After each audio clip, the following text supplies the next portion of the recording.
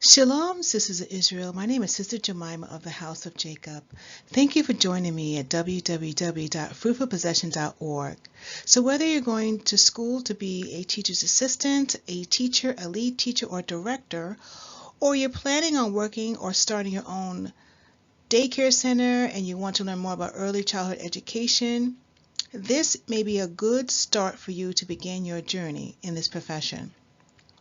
I will be covering child abuse, safety with kids. So I'll go over verbal and physical abuse during this course and some techniques that are learned in this profession. So I hope you enjoyed today's PowerPoint presentation. Let's get started.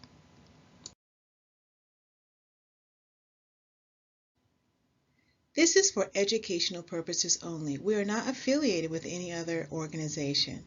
Thank you.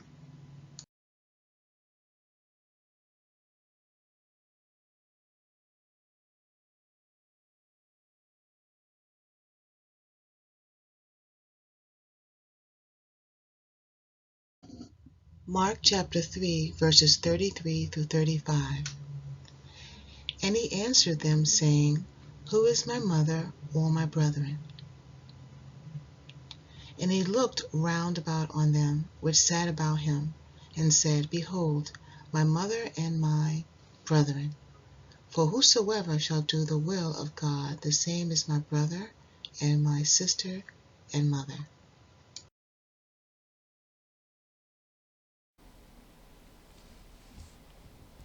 So this website, www.strongstart.eoe.mass.gov, is a great site if you're thinking about becoming a teacher assistant, a teacher, a lead teacher, or director within early childhood education. And I'm going to show you, we're going to take this short assessment, even though this is lesson 30 of 33. It's a short quiz to see what we do know and what we don't know already before I go into the actual class. So question number 1. A perpetrator is a person who commits an illegal, criminal, or evil act. Is that true or false? I would say true. Let's see what the answer is. That's correct. It says a perpetrator is someone who is responsible for illegal, criminal, or evil acts. Question number 2. Children experience abuse from strangers most often. True or false? I would say false. And that's correct. It says children are most at risk of abuse from the people they know and trust. So it could be a friend, it could be a family member, or someone close to the family. Question number 3. Which is not an example of a mandated reporter, someone who's required to report child abuse? The options are physicians, private school teachers, social workers, extended family members.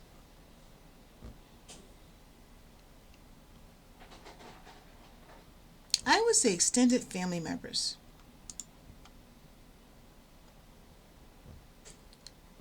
Unfortunately, it says extended family members are not legally obligated to ensure a report is filed in cases of child abuse the way that these professionals are. So if it's a physician or a private school teacher or a social worker, they are mandated, they are required to report any child abuse. But extended family members are not. Question number 4. Suspecting a child is being neglected by their mother is not reason enough for a mandated reporter to file with the DCF. Is that true or false?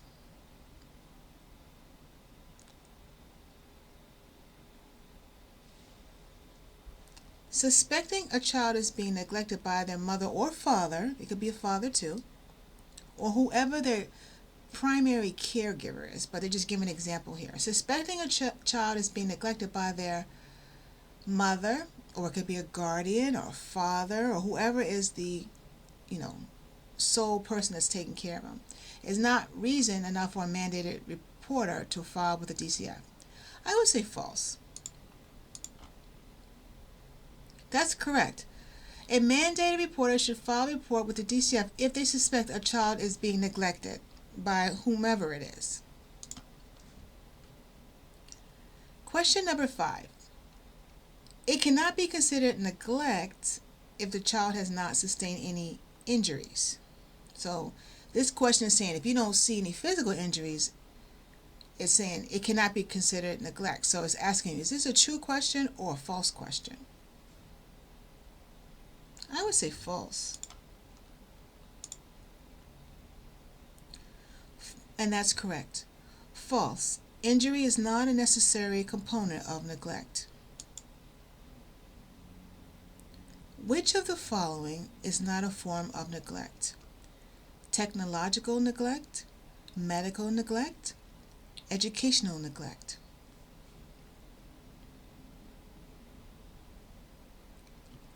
I would say technological because you need medical care when it's necessary and you need education to develop for your growth and development. But technology neglect could be the child may have done something and you're just punishing them, so you're taking away something that may have a device. You know, they may want to go on a computer, you take it away. Or you don't want them to use a particular thing, a cell phone. That's not considered neglect when you're taking away technology from them, even though technology is very important with learning and living, you know, things like that. And that's correct. It says medical neglect and educational neglect are both valid forms of neglect. Question number 7. Which of the following is not a sign of potential physical child abuse? Multiple or frequent injuries, difficulty walking or sitting, drastic behavior changes, a shy demeanor. So which one do you think is not a form of potential physical child abuse? I would say a shy demeanor. That's correct. Frequent injuries, difficulty walking and sitting, and drastic behavior changes are all red flags that point toward physical abuse. Question number 8. Only 1 in 10 sexually abused children choose to talk about the abuse. True or false? I would say true. Correct. Unfortunately, only 1 in 10 children who experience sexual abuse feel comfortable reaching out for help.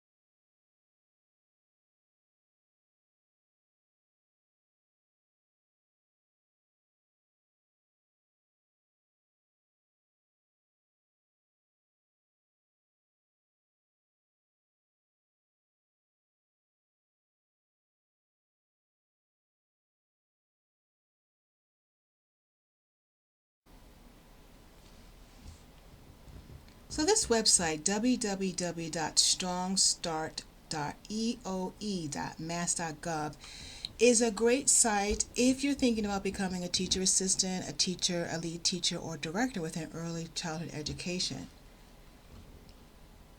And I'm going to show you, we're going to take this short assessment, even though this is lesson 30 of 33. It's a short quiz to see what we do know and what we don't know already before I go into the actual class. So question number 1. A perpetrator is a person who commits an illegal, criminal, or evil act. Is that true or false? I would say true. Let's see what the answer is. That's correct. It says a perpetrator is someone who is responsible for illegal, criminal, or evil acts. Question number 2. Children experience abuse from strangers most often. True or false? I would say false. And that's correct. It says children are most at risk of abuse from the people they know and trust. So it could be a friend, it could be a family member, or someone close to the family. Question number 3.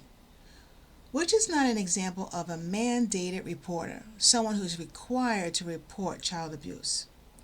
The options are physicians, private school teachers, social workers, extended family members.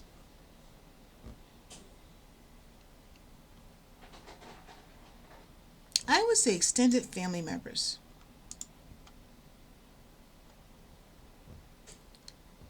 Unfortunately, it says extended family members are not legally obligated to ensure a report is filed in cases of child abuse the way that these professionals are. So if it's a physician or a private school teacher or a social worker, they are mandated, they are required to report any child abuse. But extended family members are not. Question number 4.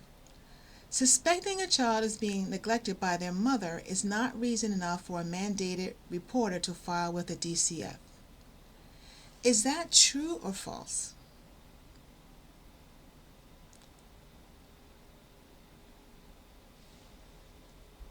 Suspecting a child is being neglected by their mother or father, it could be a father too, or whoever their primary caregiver is, but they're just giving an example here. Suspecting a child is being neglected by their mother, or it could be a guardian or father or whoever is the, sole person that's taking care of them, is not reason enough for a mandated reporter to file with the DCF. I would say false. That's correct. A mandated reporter should file a report with the DCF if they suspect a child is being neglected by whomever it is. Question number 5. It cannot be considered neglect if the child has not sustained any injuries. So this question is saying if you don't see any physical injuries, it's saying it cannot be considered neglect. So it's asking, is this a true question or a false question? I would say false. And that's correct. False. Injury is not a necessary component of neglect. Which of the following is not a form of neglect? Technological neglect, medical neglect, educational neglect.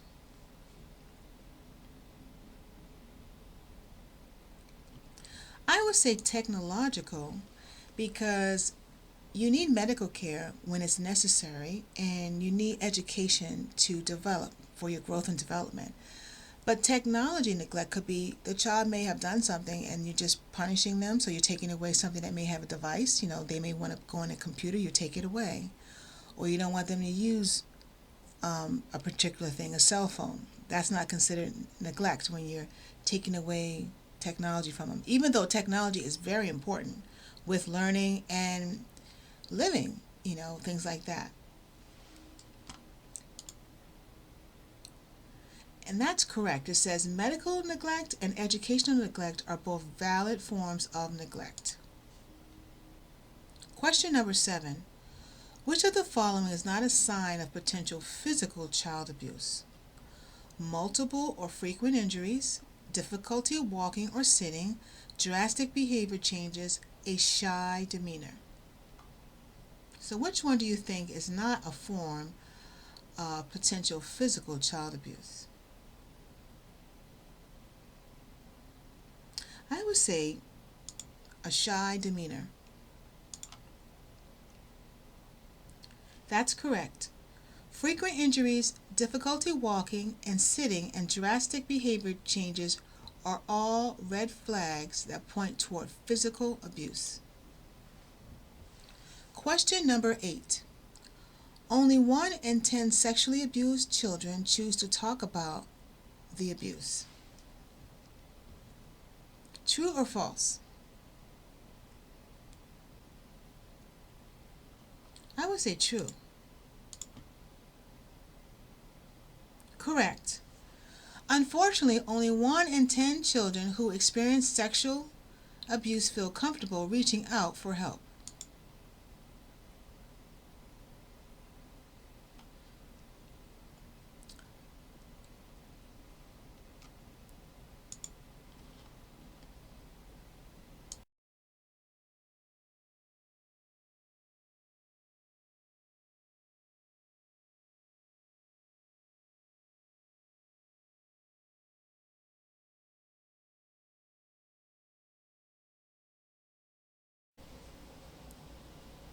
All right, so let's go continue with the lesson on child abuse and neglect.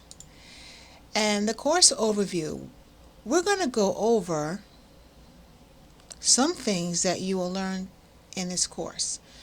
You're going to learn how to describe why mandated reporting is important, consider who is at risk for maltreatment, examine the responsibilities of a mandated reporter, someone who's required to report the problem, recognize signs of possible child abuse and neglect and the conditions that are reportable, respond appropriately to disclosures of abuse, and file a 51A report.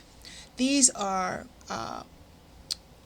key takeaways that you'll need to learn if you plan on being a teacher's aide, a teacher, a lead teacher, or director.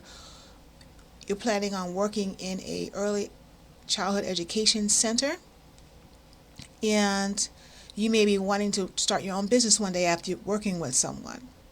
So these are things that you'll need to learn, so when you're discussing it during your interview process or as you move up in your career in early childhood education, these are some of the things that you will need to be familiar with as you're working. So if you look on the side here, it'll show you some statistics. It'll tell you why is mandated reporting important. Consider the statistics. So it says select each of the cards below to learn more about some troubling statistics involving child abuse and neglect. So as I click on the first card, it says every 15 minutes a baby is born suffering from opioid withdrawal. So whenever there's a birth in a hospital, whenever there is a birth, every 15 minutes from that birth, not every birth, but every 15 minutes or so a baby is born, they're going to be suffering from some sort of drug withdrawal. In 2017, 74.9% of victims were neglected. These are children. 18.3% were physically abused and 8.6% were sexually abused. 69% of victims are maltreated by a mother, either acting alone, 40.8%, or with a father or non-parent. That could be an uncle or aunt or cousin, someone like that, family member, 28.2%. So 49.6% of the children that die from child abuse are under 1 year old. Nearly 5 children die every day from the effects of child abuse, whether they weren't watched or attended, and they may have, for example, drowned because of the neglect. They may have drowned in a pool, drowned in a tub. They may have fell and hit their head. They may not have had a helmet on when they were riding their bike and they fell and they died from that. Or they may have died in a fire or hit by a car. There's so many ways a child could die. They may have swallowed something and they choked on it because they weren't being watched. 1 in 3 girls will be sexually abused before turning 18 years old. 1 in 5 boys will be sexually abused before turning 18. 28.5% of victims of abuse are younger than 3 years old. Nearly 70% of all reported sexual assaults are of children under 18 years old. And here's a question, knowledge check. This is mandated reporting. What governmental group designated people who work in certain professions be mandated reporters? So you're looking for a governmental group. So I would say our legislature, because it says government group. And it says, correct, our legislature designated people who work in certain professions to be mandated reporters. Early education and care professionals are part of the designated group. All right. So it says, the purpose of the 51A law is to alert the Department of Children and Families about children who may have been abused or neglected. Is this true or is this false? I would say true.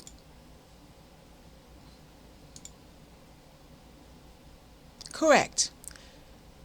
Every educator is a mandated reporter under MGL 119, 51A, and must make a report to DCF whenever he or she has reasonable cause to believe a child in the program, the daycare center, is suffering from serious physical or emotional injury resulting from abuse inflicted upon the child, including but not limited to sexual abuse, or from neglect, including but not limited to malnutrition, it's a lack of food on a regular basis, no matter where the abuse or neglect may have occurred and by whom it was inflicted. Here's another question. Only certain children of socioeconomic backgrounds are susceptible to abuse or neglect. So it's asking you, do you only think this happens to people in a particular social class, or could this happen to any child? I would say false. I wouldn't think that just because someone has or has not, that is the only reason why only certain children of socioeconomic backgrounds are susceptible to abuse or neglect. I would say false. Correct. Children of all ages, races, ethnicities, and economic backgrounds are vulnerable to abuse and neglect. Now, let's see if you can remember this from the flashcards that I clicked on earlier. A baby is born every 15 minutes suffering from opioid withdrawal. Do you remember what that was? Was that true or not? I say that was true. Correct. Unfortunately, every 25 minutes a baby is born suffering from opioid withdrawal. So actually it says 15 minutes up here, but it's really 15 minutes. Every 15 minutes a baby is born suffering from opioid withdrawal. All right. So here's some statistics. I'm not going to go over the entire course, because if you're interested in this, I think all you have to do is go up here, study at your own pace, play the videos, answer any of the quizzes. It'll stimulate your learning process and you'll grow from this. And if you complete the entire course, they will let you print out a certificate. It's free. And when you want to go to a daycare center, that's something you can present as one of your skills. You can always put it on your resume. So in this pie chart, this is a pie chart, and this is the legend. Relationship to victim.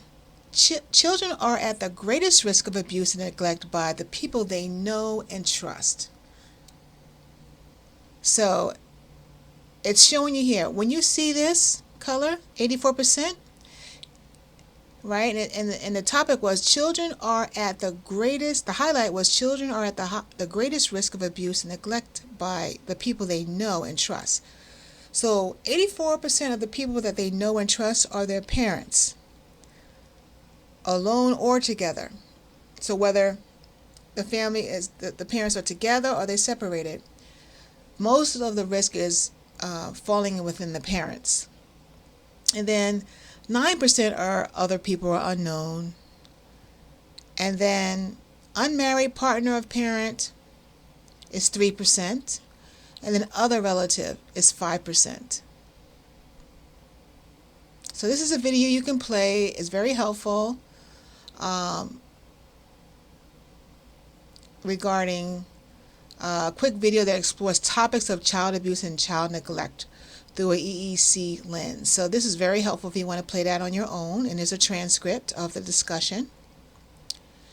And it says, beware of your own values, beliefs, and biases and how they influence your expectations of others. Like when you're going out and you're working in a healthcare center. I'm sorry, not a healthcare center. Well, you know what? There's daycare centers and healthcare centers too for kids. So, but I really just mean in general, wherever the daycare center is or the early education center is, just be aware of your own values, beliefs, and biases and how they influence your expectations of others when you're actually going out and working for them if you don't have your own daycare center. It says children of every gender, age, race, ethnicity, culture, religion, immigration status, socioeconomic status, geographic location, and so on, family structure, and so on. No child is immune. Some children, however, are at risk of abuse. So it goes over all this information if you need it, because that's what you're going to be exposed to when you go out and work in a daycare center. Lesson 6 goes over who is at risk. You are a preschool teacher. One of your students, Hannah, comes to you and tells you her mother has been hitting her. Hannah shows you multiple bruises on her arms, stomach, and back. You attend the same church as Hannah's family, and her mother seems like a nice, caring person. Should you talk to Hannah's mother about the allegations before reporting it? So this is a question that they want you to answer because you're working at a healthcare center. You're working at a early childhood education center. I would say the correct answer would be no. It's correct. It says, you have reasonable suspicion to report the alleged abuse. It does not matter that you know Hannah's mother, that you share similar values, or that she does not seem like someone who would intentionally hurt Hannah. Remember, you need to be aware of how your own beliefs, values, and biases affect your assessment of whether or not to file a 51A report. So, whatever, when you're working in a healthcare center, you have to take these things in mind when you're working in I keep saying healthcare center, early childhood education center, a daycare center, something like that. These factors come in mind. You have to remember what you're dealing with, what kind of population you're dealing with when you're working for someone else.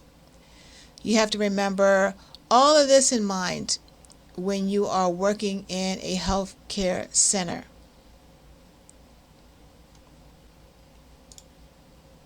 All right. So we already answered that one. So let's learn about who is a mandated reporter. What is a mandated reporter? Who is a required reporter to report child abuse? Mandated reporters are people who have regular contact with vulnerable people and are therefore legally required to ensure a report is made when abuse is observed or suspected. So it says, let's explore some examples of mandated reporters according to Massachusetts law. So if you're watching this video and you're not in the state of Massachusetts, you want to look for resources in your state about this topic as well. But this is a Massachusetts based um, resource for Massachusetts residents and people who want to learn from this. And so they have a very rich, detailed experience of learning this as an educator. Medical professionals. In the medical community, mandated reporters include physicians, medical interns, hospital personnel engaged in the examination, care of treatment of persons, medical examiners, emergency medical technicians, dentists, nurses, chiropractors, podiatrists, optometrists, and osteopaths. So, foot doctors, they deal with the eyes, the bones, the spine, nurses, dentists, the teeth, the medical, emergency, medical examiners, care, treatment, and so on. They are required. They are part of the mandated reporters list. Number 2, education professionals. So they'll see children too, because just think about it. The one we just went through, kids will go to doctors. So they're gonna, if the doctors see anything, if these professions see anything with the children, they are required to report any kind of abuse. Education professionals are mandated reporters in the field of education, which include public or private, whether they work at a public school or private school, educational administrators, school attendance officers, and guidance or family counselors. So, like also, like usually they have like a nurse too. A nurse will be at the school, a school nurse will be there too, but that was on the first list. Early education professionals. Early education, which is preschool, childcare, or after-school program staff, are mandated reporters. So whatever they see as well. This includes any person paid to care for or work with a child in any public or private facility, home or program funded or licensed by the Commonwealth, which provides care or residential services. So you may have an after-school program at your house, right? And if it's funded, you are mandated. See, it says home or program funded or licensed by the Commonwealth, which provides child care or residential services. It also includes child care resource and referral agencies, as well as voucher management agencies, family child care and child care food programs. State officials. State officials such as child care licensors, for example, staff from the Department of Early Education and Care, are mandated reporters. So they are required. If they see anything while it's under their watch, they are required by law to report things. Social service professionals. Social workers, foster parents, probation officers, clerks, magistrate of the district courts, and parole officers are mandated reporters.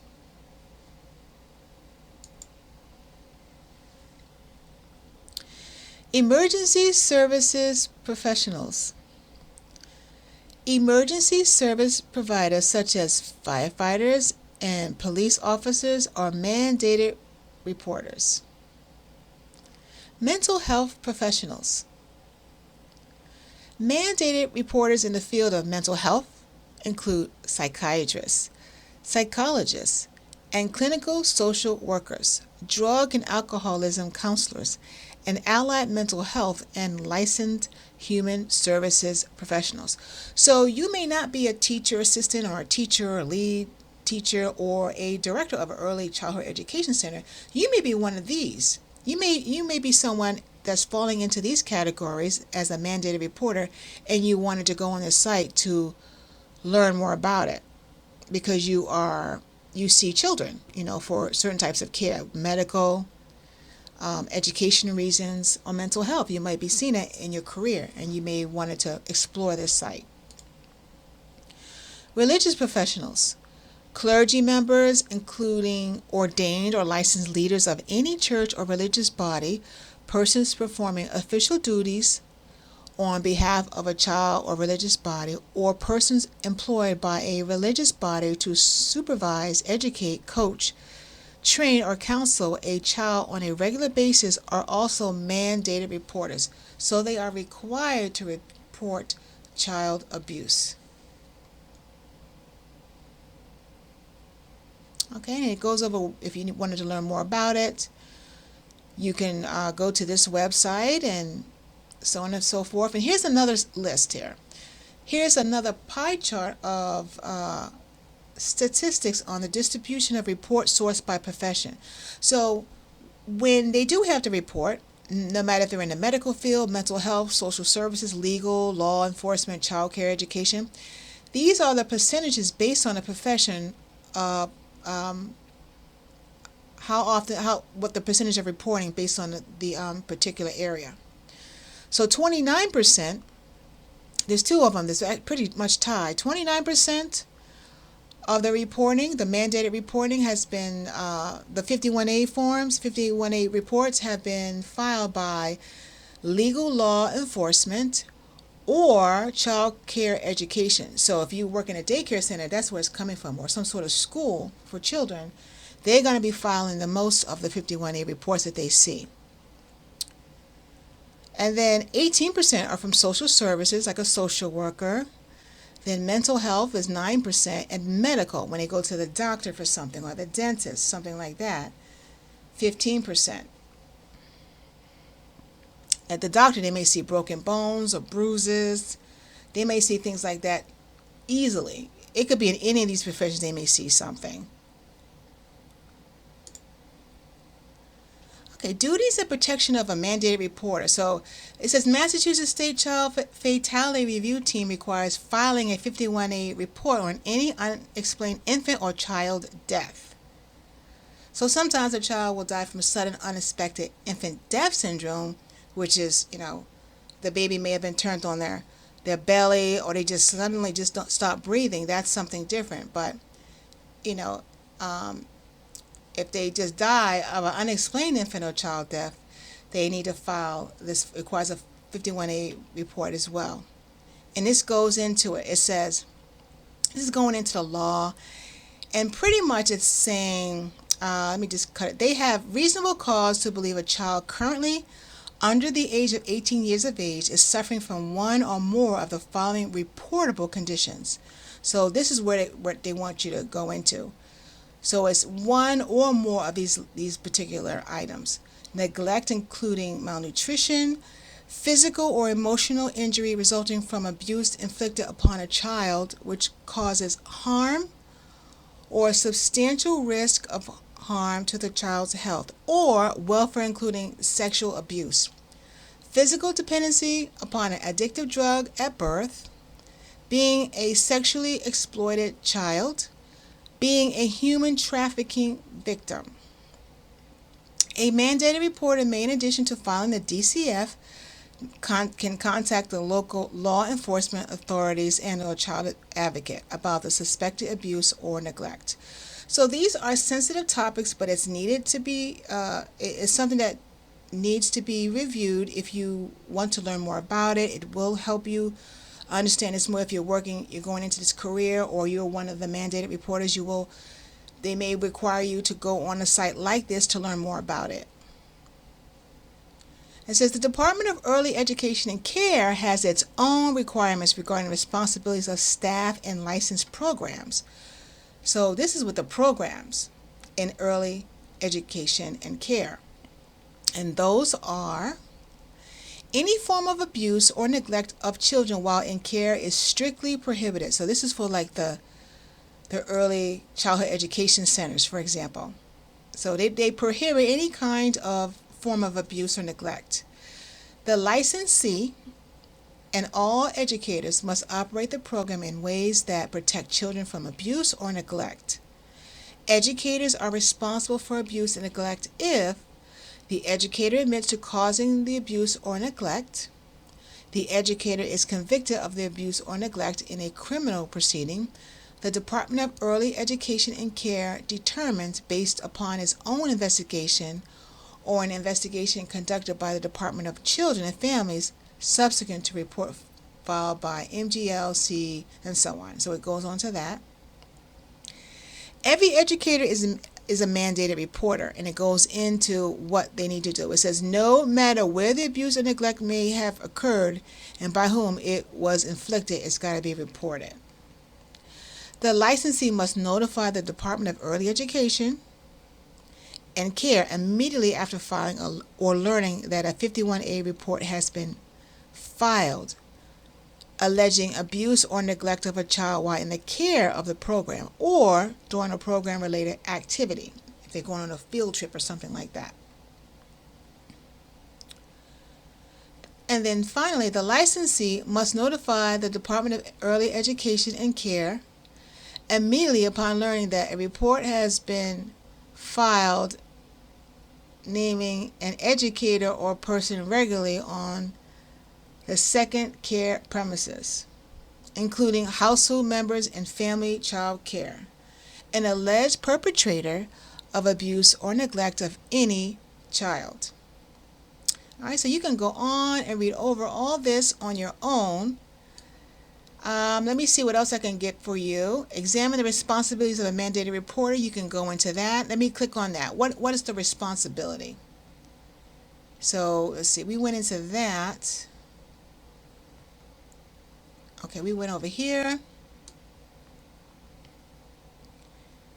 So you want to report things like sexual abuse. You can read about that. When are behaviors developmentally appropriate? Let's read about that. Sexual curiosity and behaviors that are developmentally appropriate for children 6 years old or younger do not qualify as sexual abuse. All right? But, let's see, because they're growing, they're growing. It is important to remember that consent must be freely and knowingly given. Therefore, you must file a 51A report whenever either the sexual contact is committed without the child's consent, for example, by force or threat of bodily injury, the child is incapable of consenting. This includes all children under the age of knowledge, which is 16 years of age by their law. So what happens next? What happens next? DCF and the law enforcement work collaboratively as part of a multidisciplinary team with the best interests of the child in mind. This includes ensuring any needed and appropriate services are required, whether it's counseling, health education, parenting classes. They'll go into all of that. If a 51A is screened in for an investigation, EEC will conduct a joint investigation with DCF or other agencies who may be involved. So they will go over all that. So as you can see on the left-hand side, let me go over all the topics that you can learn about. The course overview, why is mandated reporting necessary, consider some statistics, what we went over. Then there's a knowledge check, consider who is at risk of maltreatment, we went over that. And it goes over that. Examine the responsibilities of a mandated reporter, you can read over that. Criminal penalties. So what are some criminal penalties for abuse? Let's read about that. Remember, in addition to filing a 51A report when a mandated reporter has reasonable cause to believe a child has died as a result of a reportable condition, he or she also must report the death to the district attorney for the county where the death occurred and the office of the chief medical examiner. Failure to do so is a crime punishable by a fine of up to $1,000. It is a crime to knowingly and willfully file a frivolous 51A report. A first offense is punishable by a fine up to $2,000. In addition to the fine, a second offense is punishable by imprisonment in jail up to 6 months, and a third or subsequent offense is punishable by imprisonment in jail up to 2.5 years. All right, so this goes over emotional abuse, which could be verbal. What does emotional and psychological abuse look like in children?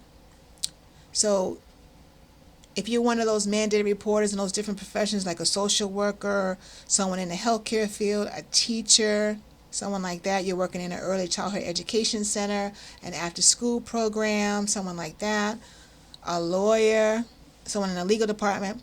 It says behaviors, speech, and actions of parents, caregivers, or other significant figures in a child's life that have a negative mental impact on the child.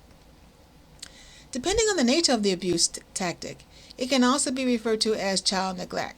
Because sometimes parents, they may be divorced. You never know what you may see at a early childhood education center. They're divorced. They're struggling financially. You may have a parent that may be in severe poverty, or they may be on drugs and they can't take care of their child. So it does affect their ability to take care of the child effectively. So that's when you start learning things. Behavior, speech, and actions of parents, caregivers, or other significant figures in a child's life that have a negative mental impact on the child. Depending on the nature of the abuse tactic, it can also be referred to as child neglect. The U.S. government defines emotional abuse as neglect when there is a pattern of behavior that impairs a child's emotional development or sense of self-worth. What's some examples of emotional or psychological abuse? Let me flip this card for you so you can see this. Number 1, name calling is an example of emotional or psychological abuse. Number 2, insulting is an example of emotional abuse. Violent threats, that's another example of verbal abuse. Witnessing abuse, that's another example of that type of abuse. Exposure to drugs, that's another example of abuse. Alright, so knowledge check, responding to disclosures, teachers accused or of abuse or neglect. Let's go over that. In fact, let me go over probably 2 or 3 more topics. A child discloses abuse. There are no rules about how to respond, but common sense dictates that you take care to protect the child and honor the courage it took to talk to you. So this is actually a good example. They have children responding, but these are like examples of why some of them have such a difficult time reporting abuse, whether it's emotional, sexual, or physical abuse. It's an example of why they may pick somebody. Remain calm and show concern. Try not to act alarmed, or I may take things back or stop talking. Tell me I'm doing the right thing by telling you. Let me know you believe me. I may have tried to tell someone else before and couldn't, or they may not have believed me. Let me tell my story in my own way. Remember, I am just a kid. Use words I understand. Don't ask me leading questions, or it may hurt the investigation.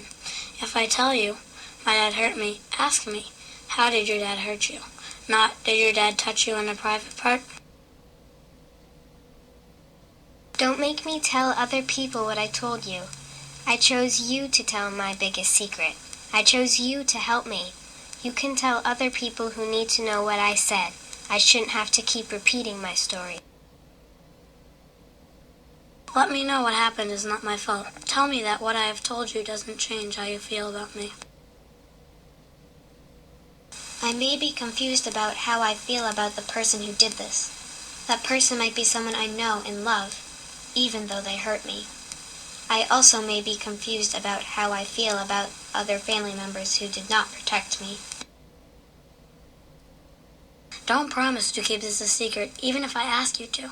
I need to be able to trust you. Let me know you have to tell other people to help keep me safe. Let me know we can talk about this more later if I want to. I may not be ready to tell you everything. I may want to see what happens to me and if everyone stays safe before I tell you everything that happened. Remember, all you need to file a 51A report is reasonable cause to believe a child is suffering from abuse or neglect. You are not permitted to investigate, and you do not need to know every detail of what happened before you pick up the phone and call DCF.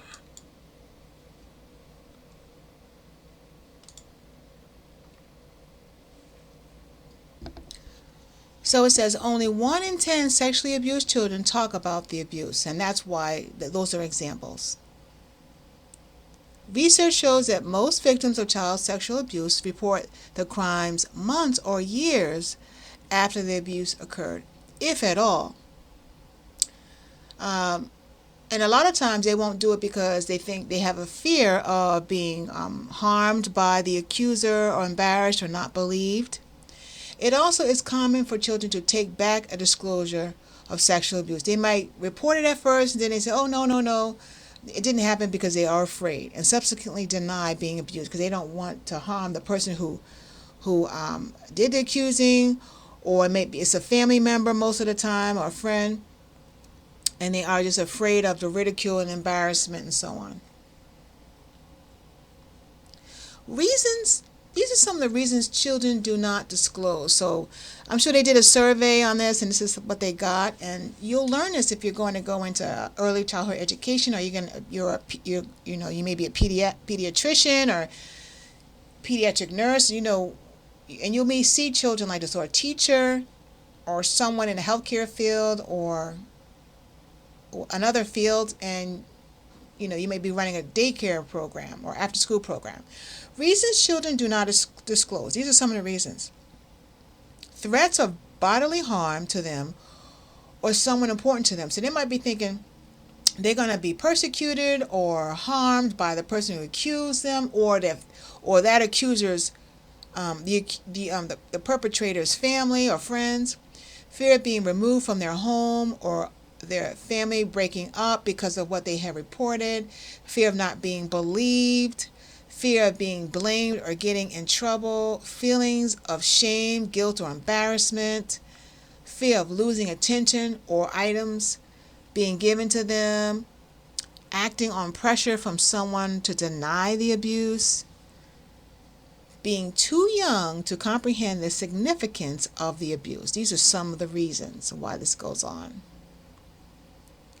So let's talk about, what if it happens at the daycare center, the early childhood education center, or after school program? Teachers accused of abuse or neglect. A licensee must notify EEC immediately after filing or learning that a 51A has been filed alleging abuse or neglect of a child while in the care of the program or during a program-related activity. If an educator or staff member is accused of abuse or neglect, they must not be left alone with children until the allegation is fully reviewed by DCF and EEC, and they also are cleared. So these are documents, DCF Child Abuse Reporting Form.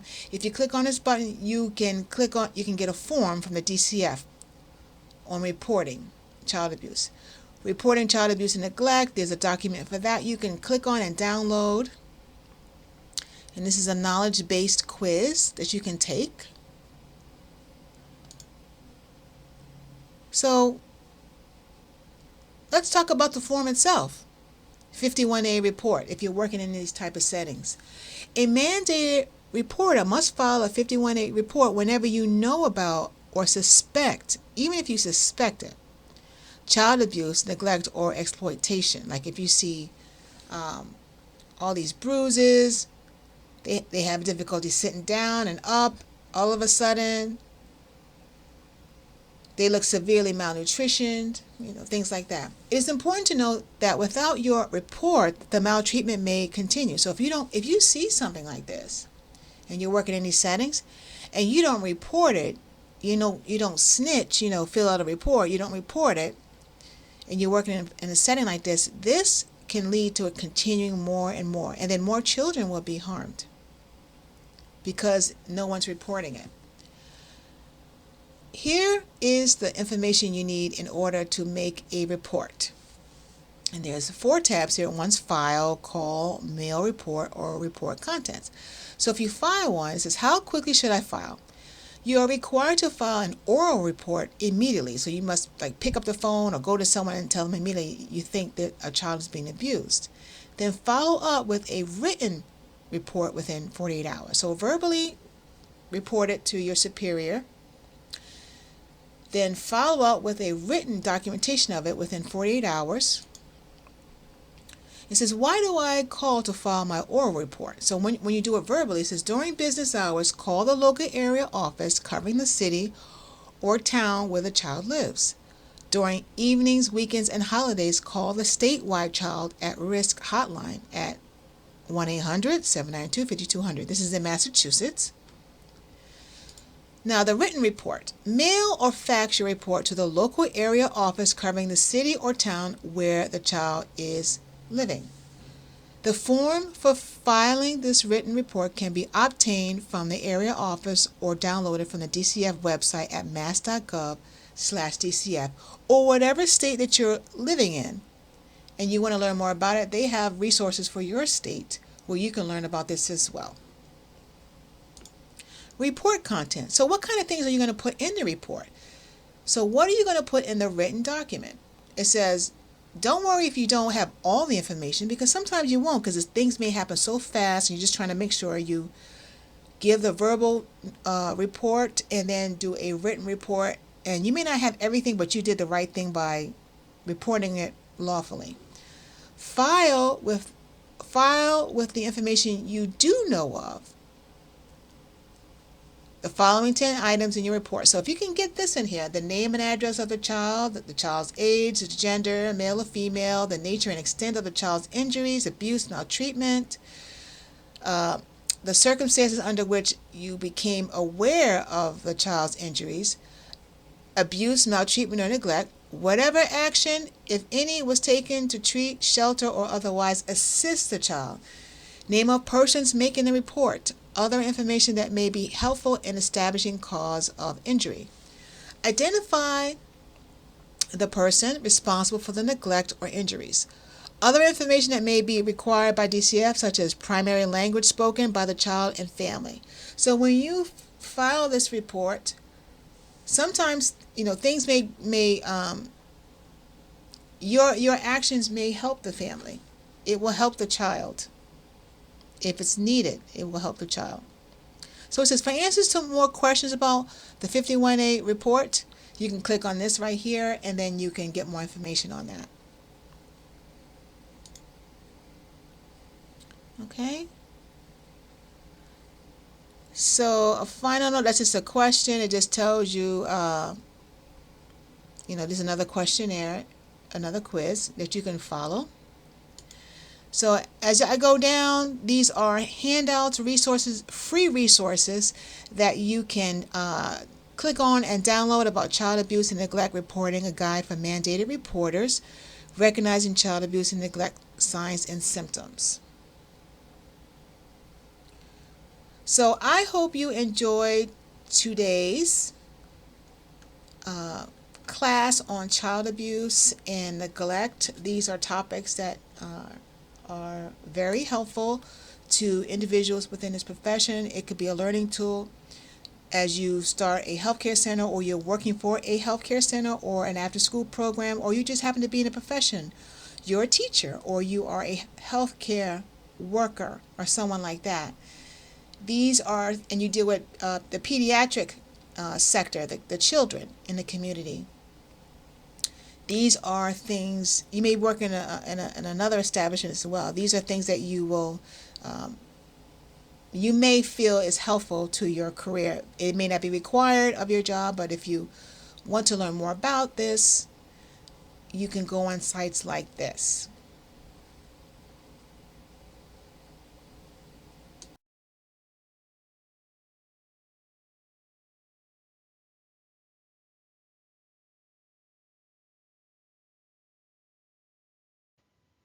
Leviticus 5:1. And if a soul sin and hear the voice of swearing, and is a witness whether he has seen or known of it, if he do not utter it, then he shall bear his iniquity.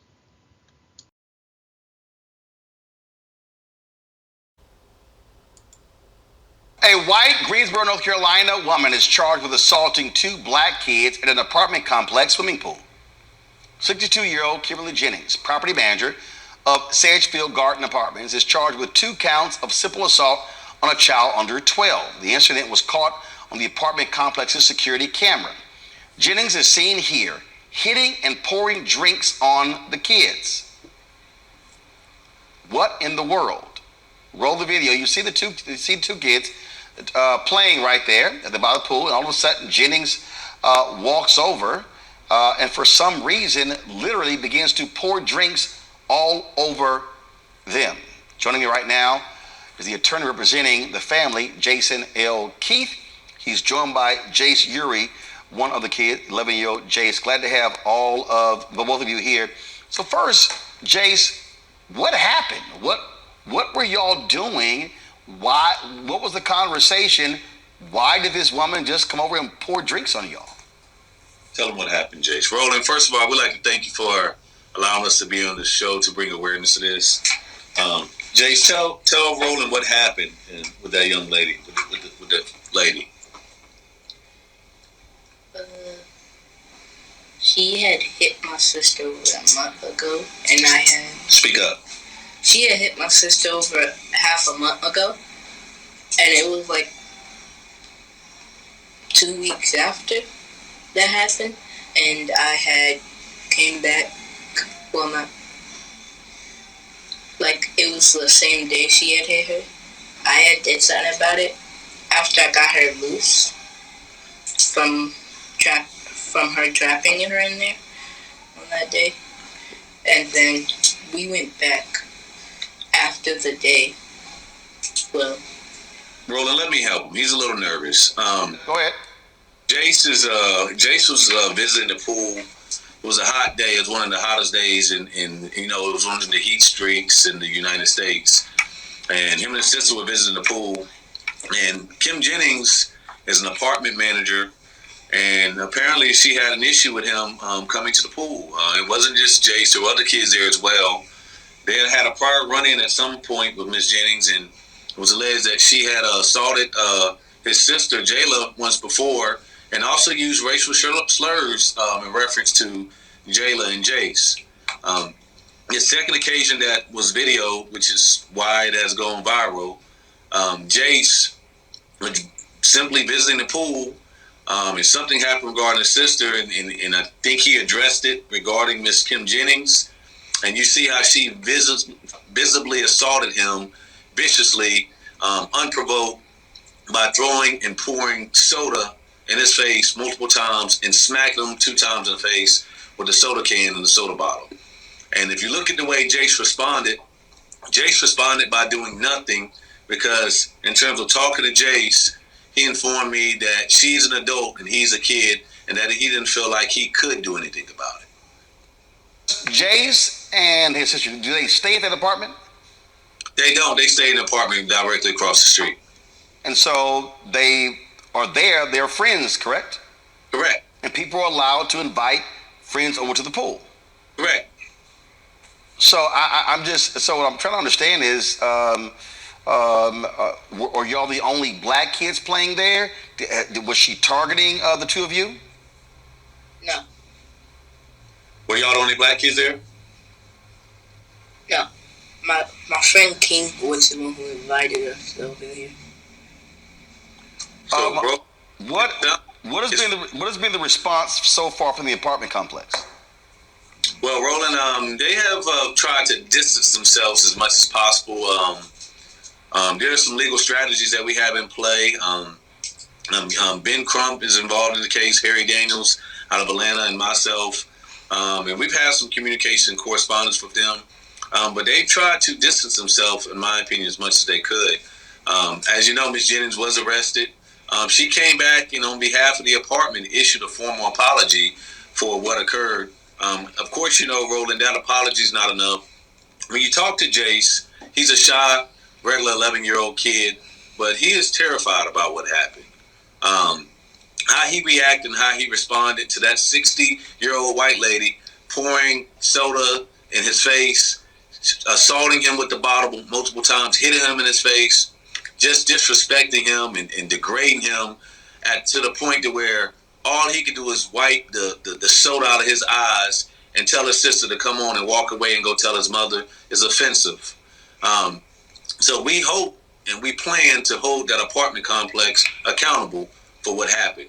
And so we're still working behind the scenes, but we have a legal strategy together, and we're going to make sure they pay every dollar that they can to make sure this young man never has to experience nothing like this again, and that they know that this can never happen again on anybody's watch under any circumstances. Well, wow, that is absolutely insane. I don't care how you feel about somebody. You don't just pour drinks over them because you're pissed off. Absolutely, bro. Absolutely. And he's a child, and she's an adult, and he deserves better. And Jay said it best when he said, Mr. Keith, all I wanted was my mother and my father, and I told my sister, and I went home and I told them. Well, Jace, hopefully you and your sister are doing a lot better. And look, trust your attorneys to be sure to get justice in this case. Thank you. Thank you.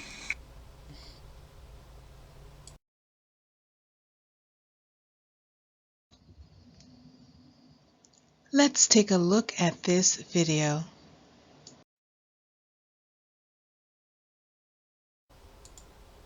Alright, what's up with the YouTube fam? I'm back again with another video. And listen, man, this story right here is very, very touching. It really messed me up, man, you know, to be 100 with y'all. But yeah, before I jump into the video, y'all already know I gotta start it off the right way by saying RIP to this child that didn't get to make it here, man. You know, it's a sad and unfortunate situation when, you know, you've been planning for a child, you know, you've been sitting over there, you know, getting your life ready for this child, for ultimately the child to lose their life to the hands of the people who were supposed to assist delivering the baby. It's crazy, bro. And some of the details are a little bit, you know, too much, so I gotta word things a certain way. But basically, long story short, the child was coming out and the head was separated from the body, you know. And with that being said, I don't know what the hell happened, how this happened, what the hell going on. And from what I read, we're finna find out more details about everything in the video, but from what I read though, it said that they tried to, you know, force the baby to be cremated. And ultimately they ended up, you know, finding out what took place basically after they was being pressured into all of this stuff. And I'm glad that they did do what they did as far as like not doing what the people advised them to do, because something wasn't right, you know. They tried to place the baby a certain way or something like that, and you know, it ended up being some foul play, I'm gonna say that, you know. So yeah, but RP, you know, to the child. The young lady's name is Jessica Ross. I forgot the child's father's name. He's just as important, you know, as her in this situation, but you know, she carried the child, so I know she had a little bit more of a emotional bond to this situation. And when I look at her, man, it's like she just, you know, she look empty right now, and I can't do nothing but understand that, man. I know that would have took a toll on me too as well, especially knowing that you put my baby through all this pain. You know what I'm saying? But hey, we already got into enough of the details. We're finna get all the specifics right now that we can get, and we're gonna talk about this. Hit the like button, man, if you made it this far to the video. If you're rocking with me too, hit the like button. And yeah, man, I want to send my condolences out to you one more time, Miss Jessica, you know, and the child's father. But let's get into this. A family is suing a local hospital, and before we get into the story, I want to warn you, it is this family says a doctor decapitated their baby during birth. Channel 2's Michael Jackson live in Clayton County, where he spoke with the family's attorney. Michael. Yeah, guys, the allegations truly are disturbing. They're all laid out here in this lawsuit that was filed this morning, detailing multiple missteps and then an alleged allegations of efforts to try to mislead, lie, and deceive as an effort to cover up what happened here. And again, we want to warn you, these allegations are.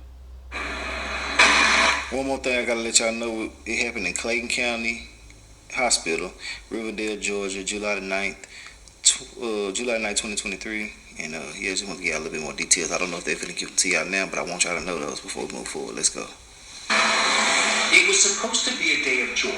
July 9th, Jessica Ross went into labor, hoping to welcome her first child. Their dreams and hopes turned into a nightmare that was covered up by Southern Regional Medical Center. A lawsuit filed Wednesday morning alleges the baby got stuck during labor, and despite signs of distress, Dr. Tracy St. Julian continued to try and pull the baby out. The clear and obvious answer is to perform a C-section. This is what's done all the time, and that was not done in this case, and it should have been. Susan Witt is a medical malpractice attorney who examined the case for us. which claims that when the doctors finally did perform a C-section hours later, they found the baby decayed. I've never heard of a situation where the result has been a decapitation. Instead of telling the couple, the lawsuit says doctors tried to cover up what happened, telling them that they didn't have a right to a free autopsy, encouraging cremation, and even concealing what happened when they asked to see the body. They wrapped this baby up tightly. They propped the baby's head up on top of the blanket to make it appear as though the head was actually attached when it wasn't. That is an attempt to defraud and deceive the family. The family says it wasn't until a funeral home raised the red flag that the parents would learn the truth. 4 days after she first went into labor. I think this is one of the most outrageous situations that I've ever seen in my 25 years of practicing law. Now, in a statement, Southern Regional Medical Center says that Dr. St. Julian is not an employee at their hospital, but they have taken appropriate steps since the incident. Now, they did not clarify what those appropriate steps are. We can also confirm that Clayton County Police are investigating this incident. But for now, we're live in Clayton County and Riverdale. Michael Downer, Channel 2 Action News. It's sad, man. What happened? Okay. On July the 9th, 2023, just a few weeks ago, Jessica and Travion were excited.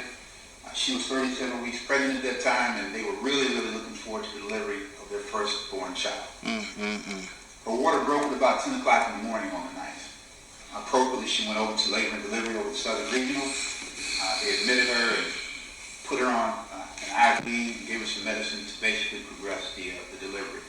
She labored for about 10 hours, and then probably around 8:40 in the evening, she was fully dilated and told her to start pushing. Well, during the course of the pushing, the baby stopped descending. There's something called a shoulder dystocia, fancy word for saying that the baby's shoulders could not fit through the pelvic girdle. It got stuck by the bone there in the pelvic girdle. That was recognized, and what wound up happening after that is just brutal. Dr. St. Julian came in, and she, in the process of trying to deliver this baby, pulled on the baby's head and neck so hard and manipulated it so hard that the bones in the baby's skull, face, and neck were broken. When Dr. St. Julian finally took Miss Ross to the operating room for a C-section, a serious section, where they cut the belly and deliver the baby through the abdomen, when the womb was open, the feet came out, the body came out, and there was no head.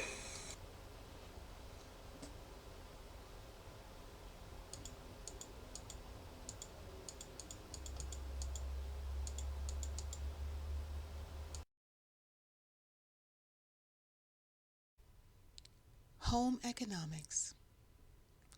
Home economics is a school subject that teaches students the art and science of home management.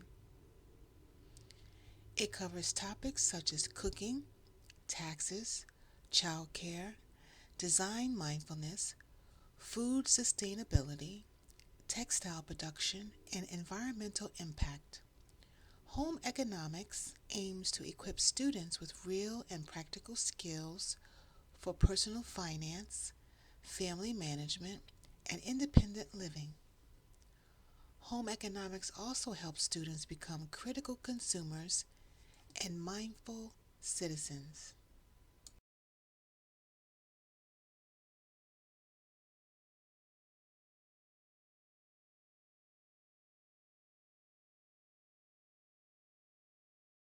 This room here, the orange room, is the pre-K classroom.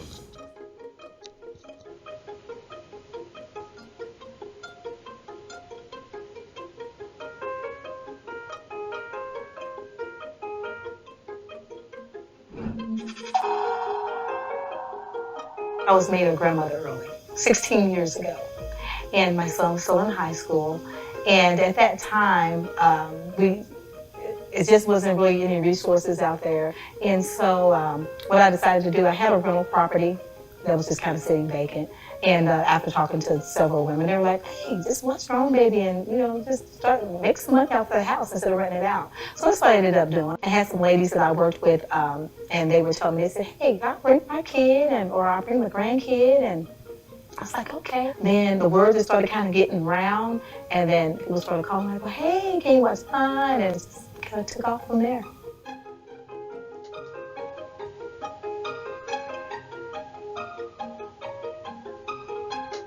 I think our normal hours of operation were perhaps 6 o'clock in the morning till, 6 in the evening. Then we started getting requests from parents, well, we don't get off till 8 o'clock. I don't get off till 9 o'clock. We opened up the second shift. And before you know it, we were open till 12 o'clock. And then the next thing you know, it happened again, the overnight. Well, I work at Ford Motor Company. I work at the casino. I work for the health department. I work for KCATA. And I go in at 11 o'clock. I don't get off till 6 in the morning.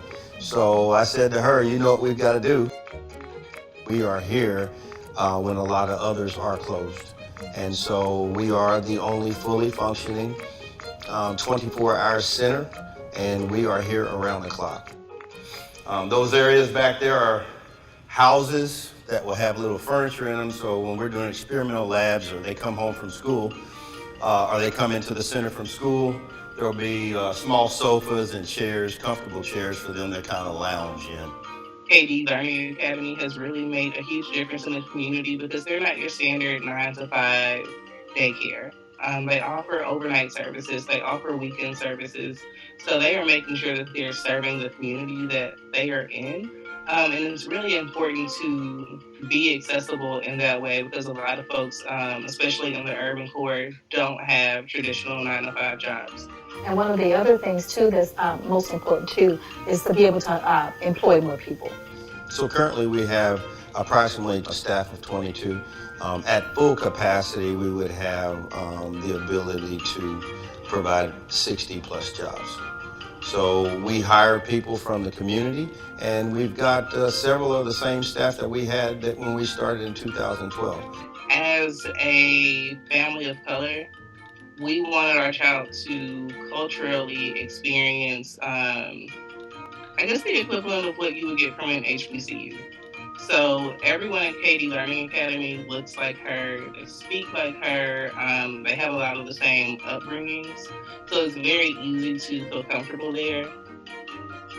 If all children see is blighted neighborhoods and blighted homes and blighted environments, then their expectation never rises above that. And so we were willing to forego the expense and afford those children an opportunity to come in something new and allow them also to see that it is people that look like them that actually have provided this opportunity.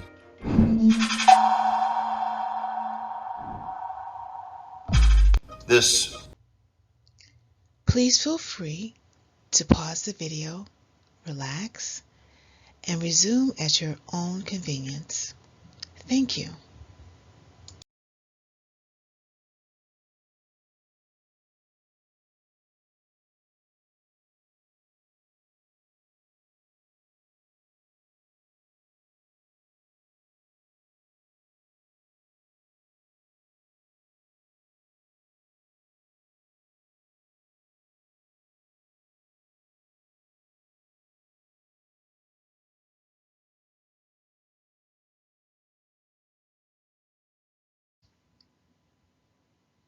So you know that scripture, train up a child in the way he should go, and when he is old he will not depart from it.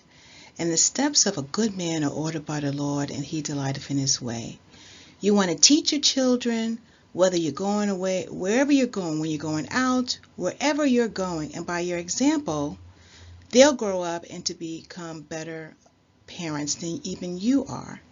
So you always want to know where your kids are. You want to know if they're taking a bath, is the water too high? You don't want any children drowning in your tub at home, or when they're going out to camp, or they're in a swimming pool. Is somebody always with them? Do they have on a life jacket? Even when they're very little, is somebody supervising them? If they are playing outside, are they with an adult or responsible person? Are they in a secure, safe place in a yard where the fence can't open and the kids can run out in the street? Do they have a helmet on to protect them when they're riding a bike, and things to protect their elbows and their knees? If they're little kids and they're starting to first learn how to eat food and crawl, do you have safety barriers up? Do you have everything cleaned up out of the way so they can't put things in their mouth? Is their food crushed down safe enough where they can eat it, where they're not going to choke on things? Are you giving them grapes and other types of foods that they can choke on? Are they always being supervised so they won't fall and hurt themselves? You want to think about things like that. Do you have baby monitors with you and cameras and things like that? Are you checking on your kids?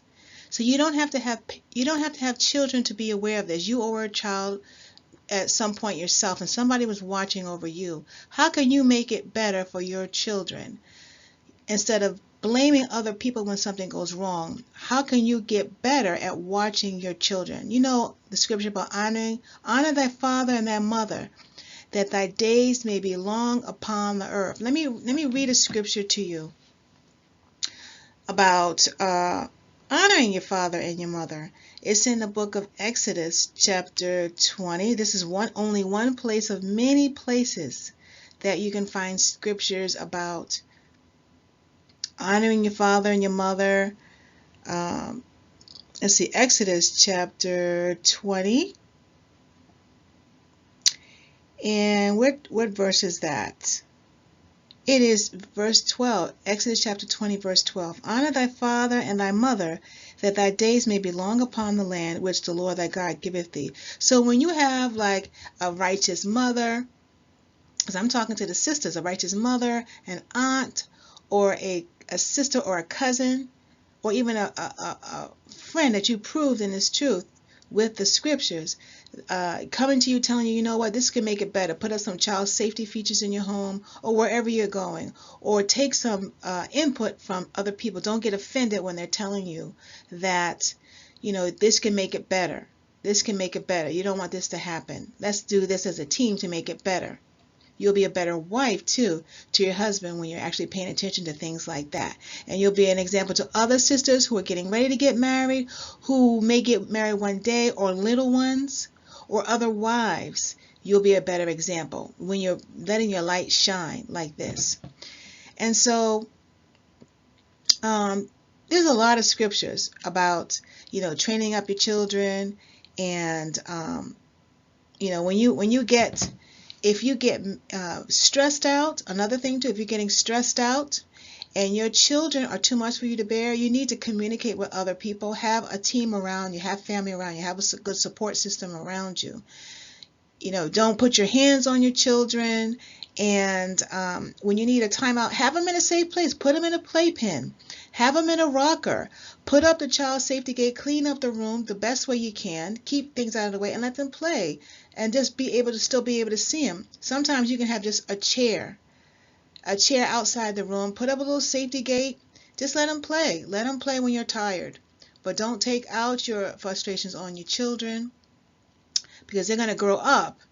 And a lot of them will just repeat the same thing that they have learned, you know, as a parent themselves. Sharing scriptures. Ecclesiasticus chapter 30 verses 8 through 13. A horse not broken becometh headstrong, and a child left to himself will be willful. Conquer thy child, and he shall make thee afraid. Play with him, and he will bring thee to heaviness. Laugh not with him, lest thou have sorrow with him, and lest thou gnash thy teeth in the end. Give him no liberty in his youth, and wink not at his follies. Bow down his neck while he is young, and beat him on the sides while he is a child. Lest he wax stubborn and be disobedient unto thee, and so bring sorrow to thine heart. Chastise thy son, and hold him to labor, lest his lewd behavior be an offense unto thee. I was inside. My daughter came in and said, Mom, I had just came from the store, actually. And she said, did you see all the police cars up the street? And I said, no. So I came outside, like I said, looked out, looked down here, and I said, oh, they putting yellow crime scene tape up, so something had to happen. I heard screams, and I walked outside, and I looked and didn't see anybody, so I went back in, but I didn't know what happened. Family in Belleville is mourning the loss of a 5-year-old girl who was shot and killed. This happened last night, and right now investigators are still trying to figure out how it happened.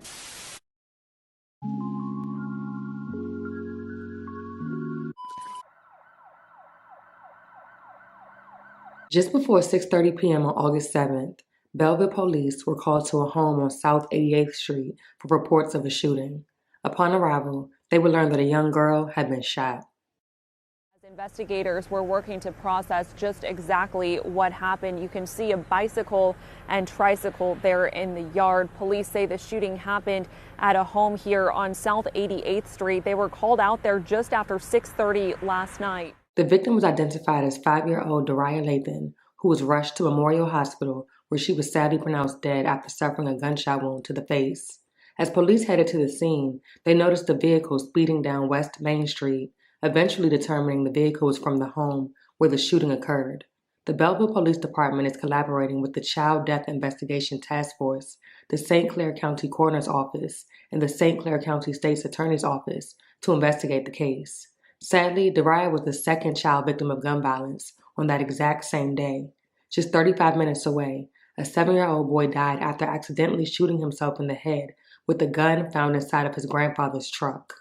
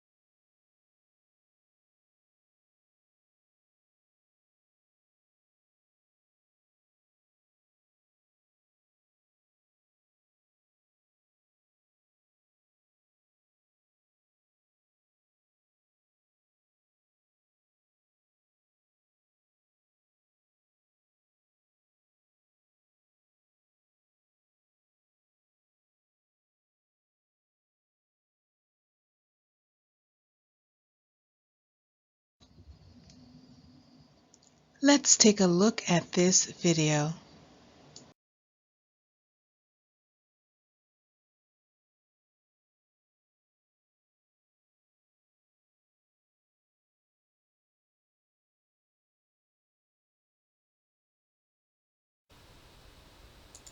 I'm sick of tired kids got killed.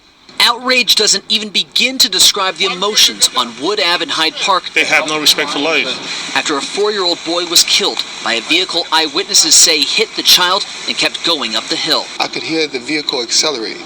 Rakeem Kelly saw the child get run over while Rakeem was sitting in his parked car. I think he was crossing the street with his mother to go in the house as he got hit. I just heard this loud, like, bang. So I just jumped out the car. I ran over to him. I'm trying to ask him if he's all right, tell him to stay with us. And I could see the baby's not going to make it. Rakeem says the car was traveling so fast he couldn't even make out the make or model or even the exact color of the car. I think they need to come out here and put some bumps in the road, really. R.C. Carrington has lived here for 40 years and has spent the last 3, along with his own money, putting up these signs. They be driving so fast, I don't think they see the sign. And while police have not said definitively if speed played a role in this crash, neighbors here tell me they knew this day was coming. And that it was only a question of when and which family would be dealing with this heartbreak. I met the mayor at my church last year and we talked about this, and she was going to come out after she won the election and we're going to talk about this. Do something about it, people. We taxpayer, do something about it. You don't slow down, nothing. There was no reaction from the guy or woman, whoever they are, wherever they are. They didn't show any type of human compassion. And police are urging anyone with information to contact them. You can either call or text, and you can remain anonymous. Reporting live in Hyde Park, Matt Reed, WCVB News Center 5.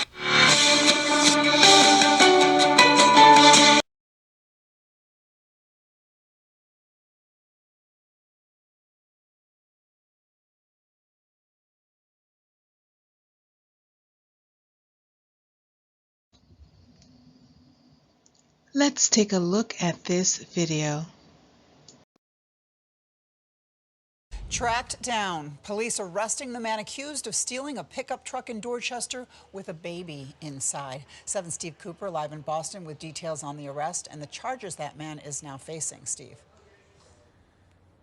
Kim, Boston police making that arrest, booking the suspect late this morning following his arrest in Roxbury earlier today. Now he's facing multiple charges following this terrifying incident of a car that was taken in Dorchester with a baby in the back seat. Cristophane Mendez, seen in this picture provided to us by Boston police, is taken into custody Monday morning in Roxbury, charged in connection with that terrifying kidnapping of an infant in Dorchester earlier this month that was all caught on camera. Police say video shows the 33-year-old suspect speeding away in the running pickup truck with a baby in the back seat from the corner of Geneva Ave and Leroy Street. Minutes later, the pickup truck returns, and investigators say Mendez drops the baby off still in a car seat on the sidewalk and takes off again. Officers located the abandoned stolen vehicle later on Columbia Road. They say Mendez was seen riding up to the pickup truck on a bicycle. Speaking to us in Spanish, Jamie Martinez, after being reunited with her 17-day-old daughter, Ashley, who wasn't hurt in any of this, told us everything is good with her, thank God. But she would like to get justice because if not, what happened to her could happen to another family. And so for the moment, Mendez is behind bars on several charges that include assault by means of a dangerous weapon and larceny of a motor vehicle. All right, so Mendez remains locked up tonight and is expected to face a judge at some point tomorrow on those multiple charges. Meanwhile, police say their investigation into all this is ongoing. We're live in Boston tonight. Steve Cooper, 7 News. Deuteronomy chapter 6 verse 7. And thou shalt teach them diligently unto thy children, and shalt talk of them when thou sittest in thine house, and when thou walkest by the way, and when thou liest down, and when thou risest up.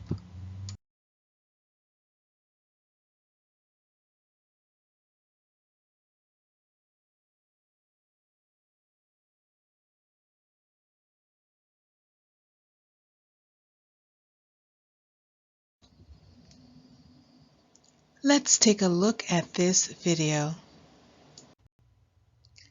Please feel free to pause the video, relax, and resume at your own convenience.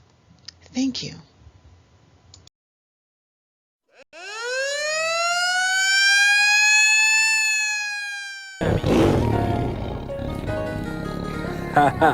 Change your mind music. Brother Jacob's back here. Yeah. So-called black Hispanic native. Change your mind music. She said, wait for me. Are you serious? Please. Gotta repent. Gotta repent. Yeah, gotta keep the commandments. Sister, keep the commandments. Change your mind music. Brother Jacob's back here. Yeah. So-called black Hispanic native. Change your mind music. She said, wait for me. Are you serious? Please. Gotta repent. Gotta repent. Yeah, gotta keep the commandments. Sister, keep the commandments. Gotta change. Change. Yeah. You gotta change. Tell it, Israel. Look at you, girl. I told you before. You're walking in pants. You're shaking your ass. See. Understand. You need to repent. Repent. Why? You're supposed to be a daughter of God. And you ain't seeing. Deuteronomy chapter 23, verse 17. God said there should be no whores of the daughter of Israel, nor no sodomite. You see, look at you, you're out of place. You see, out of order, out of understand. Place. I told you, you see me, I'm a man. I'm a man. I repented. You see my fringes on Border Blue, telling you to repent. The word of God, that's what I do. That's what I do. This time, you think I'm like the other guys. Other guys. I'm a son of God. Son of God. I'm keeping the commandments. You need to understand this. I'm calling you out in your sin. Wait a minute. Listen what I'm saying. What I'm saying. God ain't playing. God ain't playing. You're supposed to be his daughter. We're the lost sheep. Still suffering. Can you hear me? In captivity. JBI, change your mind music.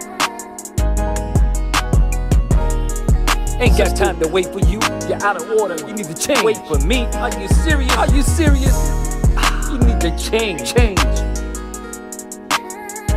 Already repented. Never resented. Understand. Keep the commandments. This ain't the promised land. Look, it's captivity. I see you still coming back again. Talking about wait for me. Please. Understand. Please. You're supposed to be the daughter of God. Daughter you see. Of God. Supposed to be royalty. But look at you wearing pants. You shake your ass. Shake your ass in the street. Damn. Acting fast. Remember, God said in Deuteronomy chapter 28, the curses 15 through 68. The ship we came over the cargo slave ship. Slavery. Yoke around the neck, shackles at her heel. Still in captivity. Look at you. You're out of order. You're in pants. You're in order. Order. That's what I'm saying. God ain't playing. Wait for me. Nah, ain't waiting for you. Ain't got waiting for you. You need to repent. Repent. JBI, change your mind music. You in sin, righteous vibes. You need to change now. Change now. You're supposed to be a daughter of Israel. God, chapter 23, verse 17.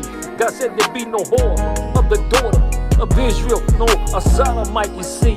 But look at you, you're wearing pants. You want to shake your ass. Shake your ass. 22 and 5. God said, a woman shouldn't wear that which pertain to a man. To a man. Neither shall a man put on a woman's garment. You don't see me in a dress. It ain't a contest. No contest. See, I repented. You see me with my fringes, Border Blue on. Yeah. Son of God, I'm a man, son of God. Keep the commandments. I keep the commandments. I'm yelling, I'm crying loud, like it said Isaiah 58 and 1, letting you know God is coming. He's sending His Son, Christ, a black man, hair, red. Understand? He's coming with chariots dropping fire on that ass. If you in sin in your pants, you won't last. He ain't got time for the wait for you. You telling me to wait for me? Please. Understand this. You in sin. Ain't got time. Got time to wait for you. You need to change. Wait for me. I repented, already keeping the commandments, never resented. See me, you need to understand this. Change your mind, JBI. Understand this. She talk about wait for me. No, please. You're supposed to be a daughter of God. You see, royalty. You're walking in pants, you shake your ass, you're out of order. Look at you. I've been telling you before. Should I say more? Christ is coming with the chariots, dropping fire in your pants. You die in your sin. Deuteronomy chapter 22 and 5. A woman should not wear that pertaining to a man. Neither shall a man put on a woman's garment. You see me in a dress? Hell no. That's out of order. Why don't you just confess that you in sin? You in sin. No, there's no more waiting change. There's no more waiting change. Look at you. Wait for me. Are you serious? We're the nation of Israel. We're the nation of Israel. So-called Black, Hispanics, Native Americans, Israelites. I hope you're hearing this. Change your mind, music, JBI. JBI. Change your mind, music. No, righteous vibes. Ain't got time to wait. Ain't got time to wait for you. Are you serious? You gotta repent right now, Israel. God's looking at you. Ain't no time to wait. God see you. You need to change. You gonna answer to Him, our Father. I can't wait for you. Cause Christ is coming like a thief in the night. In the night. You hear me? I'm back again. JBI dropping another track. People say, why? It's the word of God. Word of God. Here. I'm rehearsing acts. You see why? Hear me? Because I'm a prodigy, a prophet, you see. Giving God the praise. God, I get the praise. A son of God. Understand I need to keep the commandments. When Christ comes back with the chariots, He's landing. Yeah. Change your mind, music. JBI. Change your mind, music. Change your mind, music. Righteous vibes.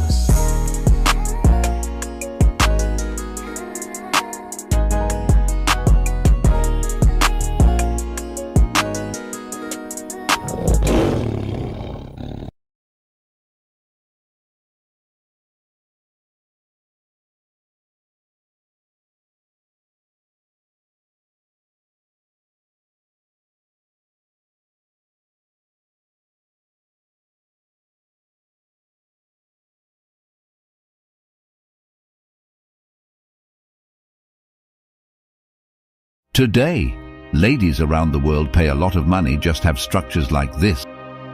But in her case, she was used and abused even after her death for having this. The case of Sarah Baartman, also known as Hottentot Venus, is a typical case of another form of horrible African slavery experience. So many people do not know about Sarah Baartman, the lady with the largest buttocks, or the experience she had in the hands of her slave masters simply because she had a very large buttocks. How she ended up being exhibited as a freak show attraction in London and Paris, and what they actually did with her body after her death.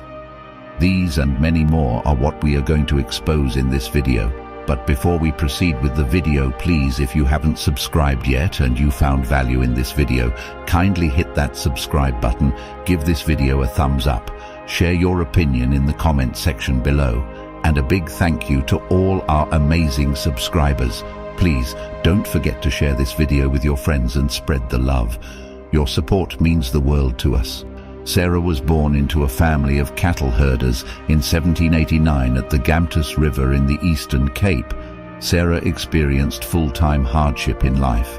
This is because she was orphaned as a teenager, with her mother dying when she was just 2 and her father when she was a teenager. Sarah's mother is a native of the oldest tribe in South Africa, known as Khoi tribe. There were 2 physical features that beautified the women of this tribe at that time.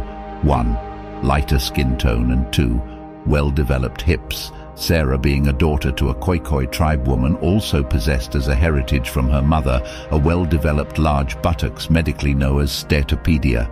This is a state in which a woman accumulates substantial amount of adipose tissue on the buttocks and thighs. Sometimes the tissue extends to outside and front of the thighs. This results in giving the woman a curvaceous figure. Sarah, possessing the beautiful look, made her a fascinating being to the European colonizers of the early 19th century. The Europeans categorized her as a subhuman out of racial sentiments. This made them unleash the greatest physical exploitation on her.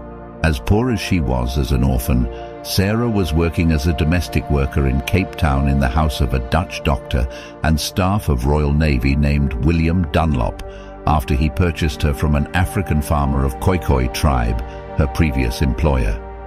Ever since Dunlop's purchase, Sarah's predicament multiplied in folds. Dunlop used Sarah as his slave and hot servant in Cape Town for a while before taking her to London. In 1810, Dunlop and his partner, a mixed-race entrepreneur named Hendrik Caesars, had to travel back to London with Sarah and convinced her to sign a contract with them to be used as a freak show attraction. They convinced her that she could make a lot of money exposing her body for entertainment. The unsuspecting Sarah, with her timidity, agreed and signed the contract written by Dr. Dunlop, not know it was more like a Greek gift. The terms of the contract were false, and Sarah Bartman remained enslaved for the rest of her life. With the contract sealed and in progress, Dunlop and Hendrik organized freak shows across England, Ireland and other cities in the UK, as well as in the Netherlands, while cashing out massively and paying Bartman just a little money for feeding. Sarah was made to appear with very scanty clothing on her body, while the public paid to see and play with her body. She became pawned in the hands of his slave masters. She could take any instruction that appeals to the customers, like walked, stood, sat or danced as the case may be, provided the client has made payment. The whites saw her with stupefaction, amazement, disgust and amusement. Both men and women touched and made her a plaything. In fact, she was treated like an animal. In the month of September of the year 1814, Bartman was sold to Rau, a Parisian animal keeper in Paris, France. This transaction was possible because of the popularity Sarah got in the court trials when some concerned citizens filed a suit against Dr. Dunlop's contract with her. They felt sympathetic of her for her predicaments and filed a lawsuit to stop the exhibitions and exploitation. Unfortunately, they failed because the terms of the contract overruled their complaint, and Sarah herself had at one time made a formal statement that she were doing all the exhibitions of her own volition, that it wasn't a mistreatment. The statement was questionable and lacks integrity because people were of the opinion that she was coerced to make the statement. Secondly, her poor command of English language was a great limitation to clear communication. However, Bartman continued her performances, displaying at the popularly known Palais Royal. She was caged in a show glass with baby rhinoceros, and Rau gave her instructions on the positions and styles he wanted her to pose. She was made to exhibit some kind of zoological behavior. This gave her some psychological shift, turning her into an alcoholic person. It was rumored that she also indulged into prostitution. As a result, she met a famous French scientist and Surgeon General of Napoleon Bonaparte and caretaker of the menagerie at the National Museum of Natural History. His name was Georges Cuvier. He was also popularly regarded as the founder of French naturalism and comparative founder of anatomy. His interest in Sarah was to use her for a scientific study. Cuvier made observations resulting in a statement about her anatomy and movements, such as something brusque and capricious about them resembling those of monkeys. Bartman suddenly became a trending gist among the French scientists and formed the subject of scientific paintings in Paris. These paintings would become monuments if the story science-based racial discrimination. Cuvier, in his quest to confirm his theory, which states that Africans were scientifically close to animals than they are to humans, wanted inspecting the Bartman's reproductive organ to check the presence of elongated labia. However, Bartman refused him seeing her reproductive organ.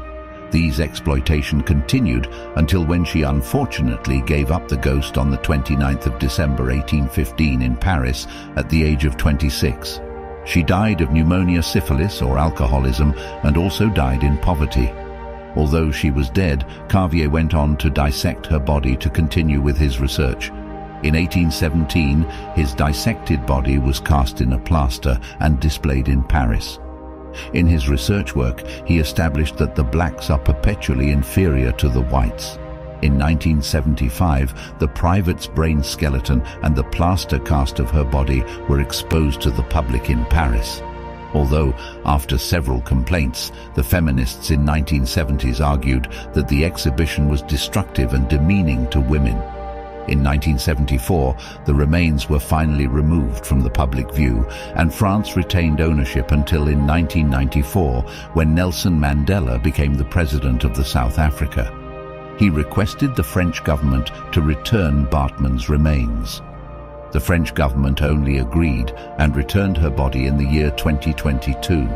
On the South Africa Women's Day, her body was buried in Cape Town. After 200 years she died. The former president of SA Tharbone Mbeki declared Sarah's resting place a national heritage site. As a reward for her tortures, humiliation and enslavement, Sarah was declared an iconic symbol for the dark African colonial past. You see, Sarah's enslavement shows how the Europeans abhor the blacks. It is one of the greatest African people's humiliation in history, where the beauty and amazing physical sculpture of a black was ironically given the worst remark due to racial sentiments. Thank you so much for watching. If you enjoyed this video, please remember to subscribe for more exciting videos. Give this video a thumbs up and share it with your friends. Your support means everything to us.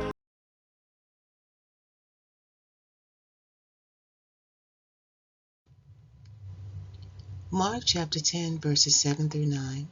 For this cause shall a man leave his father and mother, and cleave to his wife, and they twain shall be one flesh. So then they are no more twain, but one flesh. What therefore God hath joined together, let not man put asunder. Tobit chapter 8, verse 6 and 7. Thou madest Adam, and gavest him Eve his wife for an helper and stay. Of them came mankind. Thou hast said, it is not good that man should be alone. Let us make unto him an aid like unto himself. And now, O Lord, I take not this my sister for lust, but uprightly. Therefore mercifully ordain that we may become aged together. Luke chapter 16, verse 13. No servant can serve two masters, for either he will hate the one and love the other, or else he will hold to the one and despise the other. Ye cannot serve God and mammon.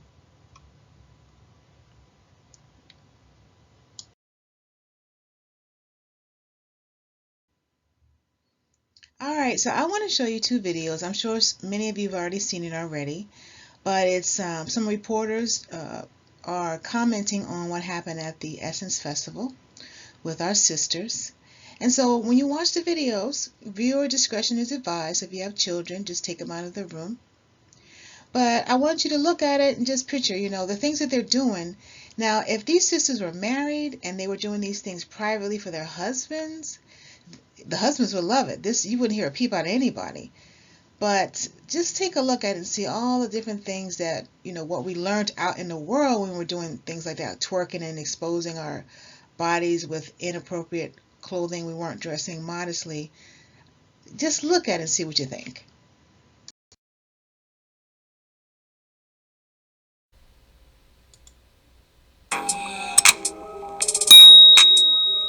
Hey y'all, there's a saying, the lie makes it around the world before the truth gets out of bed. Social media blending with the news has created this thing where they make stories just to get clicks. So they made it look like my story was, I have harsh words for Janelle Monáe and Meg Thee Stallion, and I do not.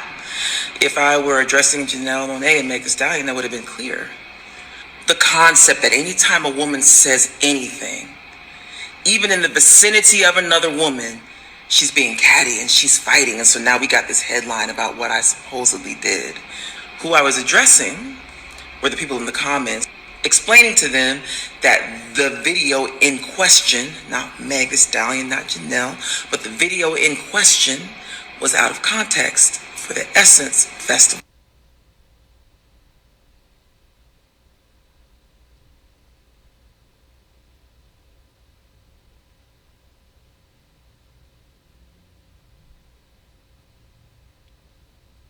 Essence is a 53-year-old institution that was always about wholesome black entertainment. The brand shifted right under people's feet. That's what I meant when I said context. What I did was jump into the comment section, and in fact, in defense of someone who's in the comment section trying to explain her Trust of Essence brand being broken, I commented about the context. That's what I did. We all know everybody twerks. Everybody knows who Megan Thee Stallion is. She's one of the biggest stars in the world, and so is Janelle. Everybody knows what they're about and what they do. We weren't saying that they shouldn't do what they do. We were saying context, which is what my message said. The part that really is important that people should know is that the Essence Festival was purchased. And so the new owners are trying to take it in a different direction, and they are. And the rub is that people weren't told that. So now everybody's buying their tickets to go enjoy their weekend down in New Orleans in July like they've been doing for the last 20, 25 years. And this moment happens on stage. For the last 20 plus years, my whole adult life, I've been nothing but uplifting and deeply caring and deeply loving and speaking highly of us as Black people always. I released the song Brown Skin, 18 years before Brown Skin Girl? I've been about this. I'm still about this. I love us. I have my opinions about things that may differ from other people, but I don't be out here arguing with people. I speak my mind, I share my ideas, but I've always done that.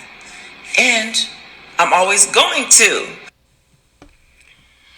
So, okay. I'm sure many of you know who this woman is, but if you don't, I'm going to give you a little context. So, India Arie is I would say like a neo-soul, semi-R&B singer, right?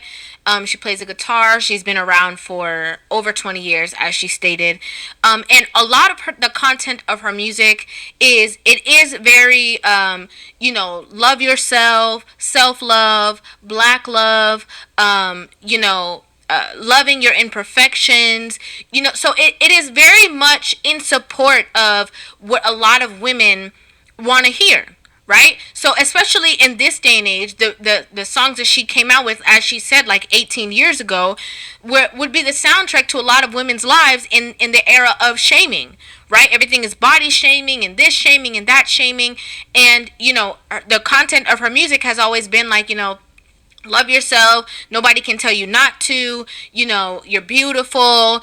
Don't try to fit into anybody else's image. You were made and created, in your own likeness, and appreciate that. It's all well and fine when women are being told these things, right?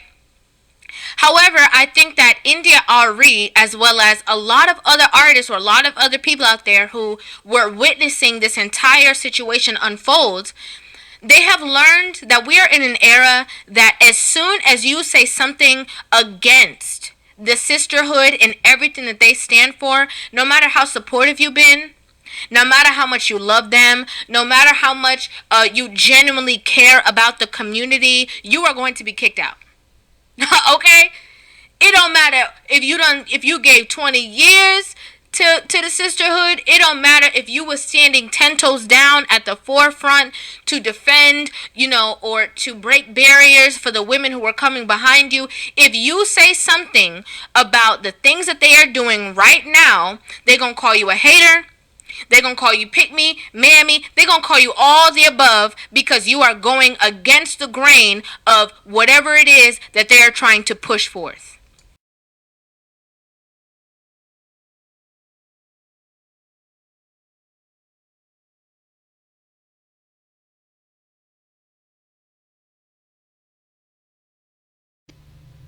There has been an ongoing boycott by Western men to boycott marriage. The marriage industry has suffered because men have said, you know what? No, I'm not doing it. I'm not doing it because every time I do it or see what happens to a lot of men and they could be put through the ringer. A lot of times these women want to be married so bad they want the ceremony. They want to be married, but they the first one out of it. Understand what I'm saying? So a lot of men say, you know what? Because a lot of today is the 3 or 4s anyway. So it's not like it was back in the day where these women had low body counts. It was hard to get. You had to be in a relationship with them to get it, right? It's not like that no more. It is actually a man's paradise. But let you look at this clip coming from the news here talking about marriage. This is the Ivy League version of I Don't Want No Scrubs. This is a real study that was done through Cornell University that said a shortage of economically attractive men. There's not enough men who are economically.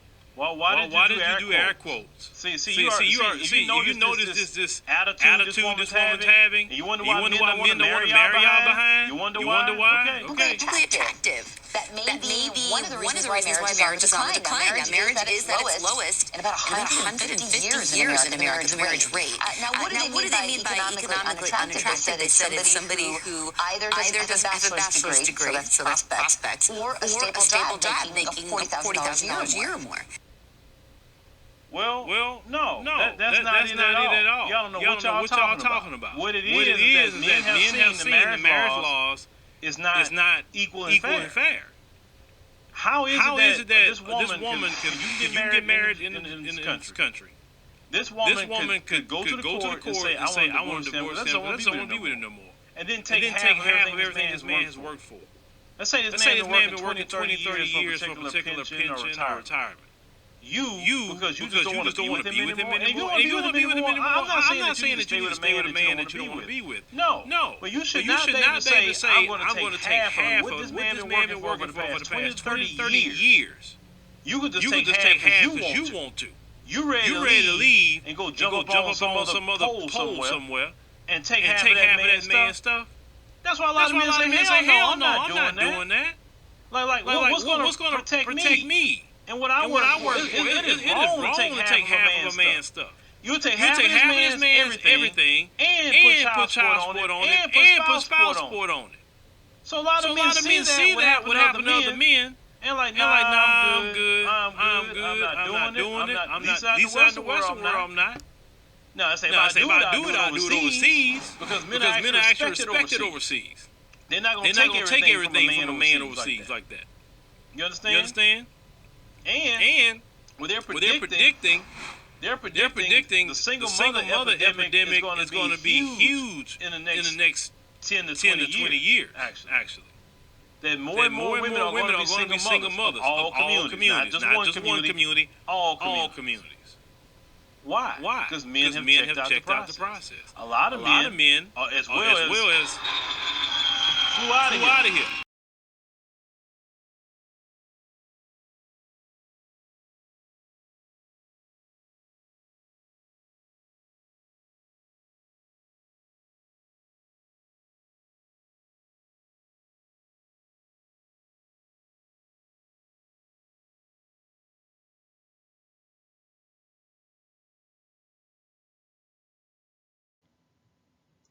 So I hope you enjoyed today's PowerPoint presentation on safety with kids, child abuse.